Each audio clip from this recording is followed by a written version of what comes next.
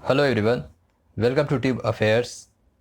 इस वीडियो में बात करेंगे बैंकिंग फाइनेंशियल अवेयरनेस ऑफ सितंबर मंथ 1 से 10 सितंबर तक के बीच का बैंकिंग और फाइनेंशियल अवेयरनेस के बारे में हम डिस्कस करेंगे इस वीडियो में। और वीडियो स्टार्ट करने के पहले आपसे कहूँगा, करंट अफेयर्स के जो प्रीवियस वीडियोज़ हैं उन्हें आप ज़रूर देखें। अपकमिंग मेंस एग्ज़ाम के लिए सभी लास्ट के 2-3 मंथ के कवर किए गए हैं डिटेल एक्सप्लेनेशन के साथ, तो उन्हें आप ज़रूर देखिए ताकि आप अच्छे मार्क्स स्कोर करो करंट अफेयर्स में। तो हम इसमें बात करेंगे 1 से 10 सितंबर तक के बीच का banking financial awareness. So let's start. First question है, as per NSO national statistic office, India's GDP in Q1 of fiscal 24 grew 1 year high to how much %? तो एनएसओ के अनुसार भारत का जो जीडीपी है वित्त वर्ष जो अभी चल रहा है फिजिकल ईयर 23-24 में, इसके पहली तिमाही Q1 में कितना % ग्रो हुआ? 1 year high to how much %? इसका आंसर होगा ऑप्शन ए 7.8%, 7.8%। ये इंपॉर्टेंट है, बाकी रेटिंग एजेंसी का उतना इंपॉर्टेंट नहीं है, लेकिन ये इंपॉर्टेंट है, स्पेशली आरबीआई का, एनएसओ का, इन दोनों का इंपॉर्टेंट है कि वो इंडिया का जीडीपी और इकोनॉमिक ग्रोथ रेट कितना प्रेडिक्ट किया गया। तो ये आप काफ़ी इंपॉर्टेंट है, इसलिए इस सवाल को इंक्लूड किया गया। तो एनएसओ ने प्रेडिक्ट किया इंडिया का GDP 7.8%। Real GDP in Q1 और फिजिकल 24 जो अभी इस साल जो वित्त वर्ष चल रहा है इसके पहली तिमाही यानी कि अप्रैल मई जून में एस्टिमेट किया गया to attain a level of 40.37 lakh crore. Percent के हिसाब से 7.8%, और जो इसका लेवल है वो है 40.37 लाख करोड़। सेक्टर्स की बात करें तो जिस सेक्टर में हाईएस्ट परसेंटेज ग्रोथ हुआ है वो है रियल इस्टेट और financial sector. Real estate and financial sector moved up by 12.2%। Trade, hotel, transport, communication growth face किया कितना? 9.2% का। तो अगर पूछा जाए एग्जाम में कि कौन सा सेक्टर सबसे ज़्यादा फाइनेंशियल ग्रोथ हुआ एक साल में, तो वो होगा 12.2% रियल इस्टेट और फाइनेंशियल सेक्टर। बात करें एनएसओ, तो एनएसओ आता है comes under the ministry of statistics and programme implementation. इस मंत्रालय के अंडर आता है नेशनल स्टैटिस्टिकल ऑफिस, राष्ट्रीय सांख्यिकी कार्यालय। अगला सवाल है, which bank collaborated with IBM to provide secure and adaptable computing banking infrastructure under project Paradise? Project Paradise के तहत किस बैंक ने कोलैबोरेट किया है IBM के साथ? इसका आंसर होगा option B, Indian Bank. Indian Bank has collaborated with IBM to provide secure and adaptable computing banking infrastructure. Secure बनाना, पैराडाइज है क्या? Performance augmentation by resource aggregation in distributed environment. Bank will adopt IBM Power SC and Power VC. Artificial intelligence के लिए और virtual management के लिए banking infrastructure को secure बनाना है, मोर एफोर्डेबल और एडेप्टेबल बनाना है, इसलिए IBM से टाइप किया है इंडियन बैंक ने, और इस प्रोजेक्ट का नाम है पैराडाइज। नेक्स्ट है, as per global finance central banker report US based RBI governor Shaktikanta Das designated rated as which grade? तो ये जो global finance central bank report है जो कि US बेस्ड है, इसने RBI गवर्नर शक्तिकांत दास को कौन सा रेट ग्रेड दिया है, डेजिग्नेशन ग्रेड दिया है? इसका आंसर होगा ऑप्शन सी, A+। ये ग्रेडिंग जो हुआ है बेसिकली आप जो देश के बैंकिंग सिस्टम को कैसे मैनेज किए हैं उस चीज़ के लिए बहुत सारे क्राइटेरिया पे देखकर दिया गया है। A+ ग्रेड दिया गया है RBI गवर्नर शक्तिकांत दास को। Along with Shaktikanta Das, Thomas Jordan जो कि स्विस नेशनल बैंक के हेड हैं, एंड एनगुइन थी होंग जो कि स्टेट बैंक ऑफ वियतनाम के हेड हैं, इन दोनों ने यही ग्रेड शेयर किया है, A+। ग्रेड्स जो था A से F तक था। A represent the excellent performance, तो A+ ग्रेड दिया गया है RBI गवर्नर शक्तिकांत दास को। और इसी साल जून में Shaktikanta Das was conferred as the governor banker of the year. ठीक है, governor of the year for the central bank, central bank governor of the year उन्हें ऑनर किया गया था इन सेंट्रल बैंकिंग अवार्ड जो कि लंदन में हुआ था। और शक्तिकांत दास अभी RBI के 24वें गवर्नर हैं, 24th governor of RBI। Next है, which fintech platform partnered with Grameen Foundation for Social Impact to upskill 1.5 lakhs rural business correspondent? तो किस फिनटेक प्लेटफॉर्म ने पार्टनरशिप किया है ग्रामीण फाउंडेशन फॉर सोशल इम्पैक्ट के साथ? इसका आंसर होगा ऑप्शन डी, पे नियर बाई। आपको एग्जाम में ऐसे ही ऑप्शन दिए जाएंगे जिससे आप कंफ्यूज हो। आप देखो सभी पी से है, फोन पे, पेटीएम, पे यू मनी, पे near by.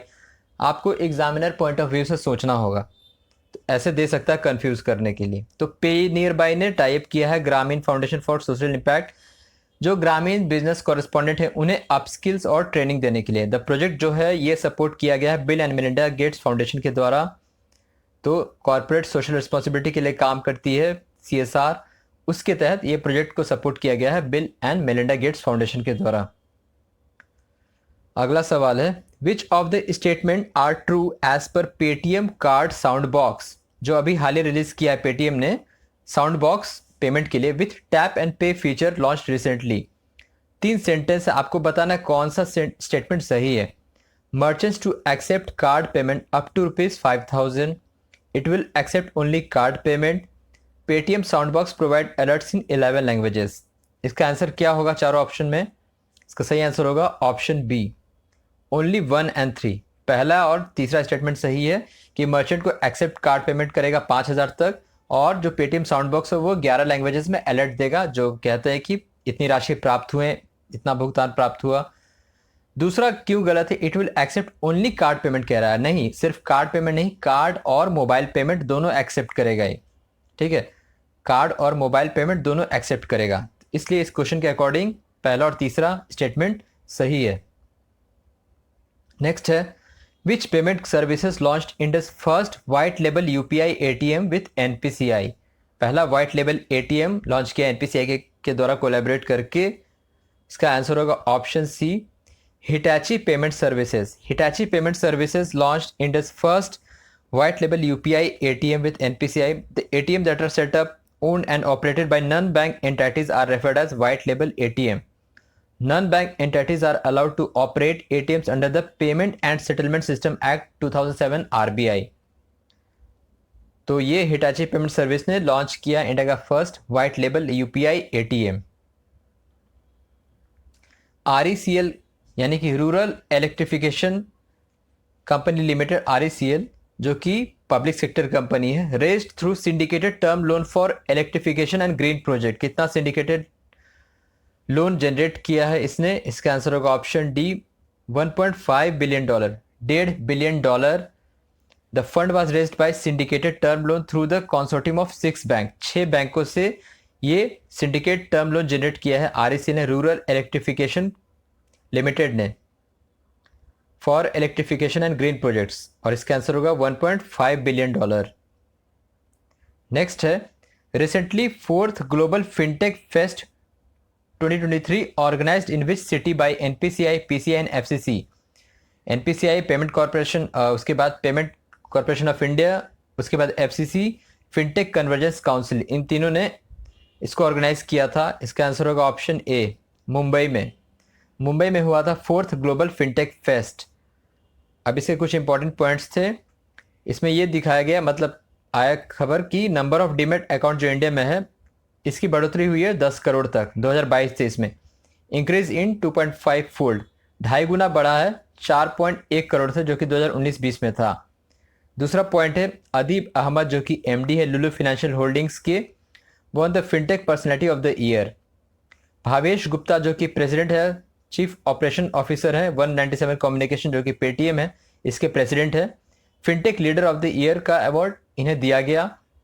Fintech company of the year ONDC, open network digital communication या फिर कॉर्पोरेशन, सॉरी, ONDC को fintech company of the year का अवार्ड दिया गया। नेक्स्ट है, which is the first PSB public sector bank to launch RuPay debit card for women and HNI high net worth individuals?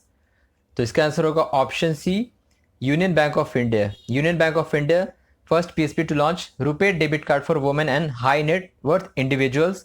RuPay empower her debit card और HNI Imperio metal debit card, ये दोनों card का नाम है जो कि launch किया गया यूनियन बैंक ऑफ इंडिया के द्वारा। Which bank become first foreign bank to launch ONDC in a box? One stop shop proposition for corporates, ONDC enabled ONDC in a box platform किस बैंक ने launch किया? इसका answer होगा option D, HSBC। HSBC ने ONDC in a box launch किया, one stop shop for the corporates. अब कुछ one liners देख लेते हैं। Which bank launched GST Sahay app to enable MSMEs for accessing loans digitally on GST invoice. GST invoice पे loan access करने के लिए MSME के लिए किस बैंक ने GST सहाय ऐप लॉन्च किया? PNB, Punjab national bank. Blockchain based open source project Falcon release by NPCI। Bajaj Auto Consumer Finance gets certificate of registration from RBI to start as NBFC operation। मतलब कि गैर banking वित्तीय संस्था के तौर पर operate करेगी Bajaj auto consumer finance. Next है the newly appointed interim MD CEO of Kotak Mahindra bank Deepak Gupta. तो उदय कोटक के हटने के बाद इन्होंने पदभार संभाला है। नेक्स्ट है which bank launched Zenith plus metal credit card? AU small finance bank, AU SFB। Next है world's first fully automated investment fund Ad Astra fund launched by Sevart. Sevart जो कि एक इन्वेस्टमेंट फर्म है, इसने world का first fully automated investment fund Ad Astra fund launch किया है। तो ये था 1 से 10 सितंबर तक के बीच का बैंकिंग फाइनेंशियल अवेयरनेस। आप बाकी के वीडियोस चैनल पे ज़रूर देखें। Thank you for watching the video.